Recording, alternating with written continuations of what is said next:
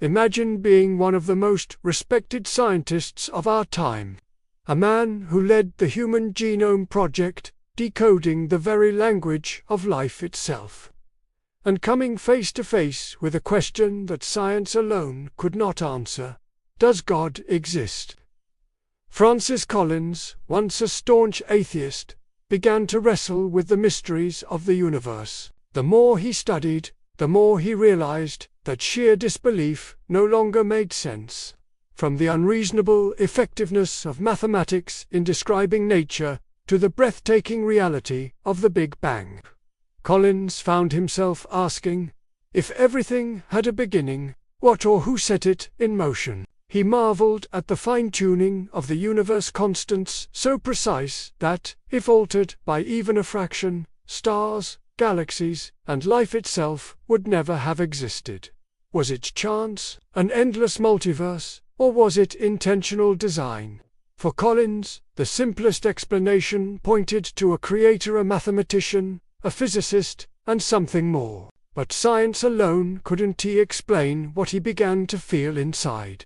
A moral law written on the human heart. Across cultures and time, humans instinctively know right from wrong.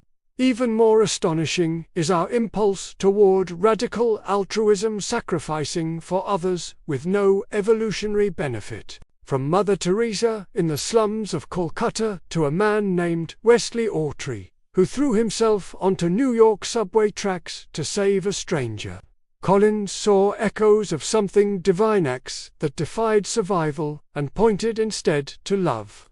Yet, as he acknowledged this moral law, Collins also confronted his own failures.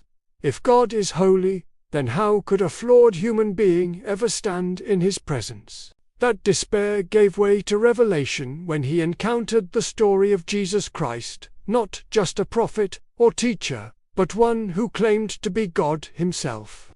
A God who bridged the gap between human imperfection and divine holiness, not through rules, but through sacrifice. For Collins, the cross was no longer nonsense. It became the answer, the wounded healer, offering a solution to the human condition. In that moment, belief was no longer blind faith, but a union of evidence, reason, and a spiritual hunger finally fulfilled. As Collins puts it, two things fill him with awe: the starry heavens above, and the moral law within. And in both, he found the fingerprints of God. So the question remains, when science has taken us as far as it can go, are we willing to consider that faith might be the next step?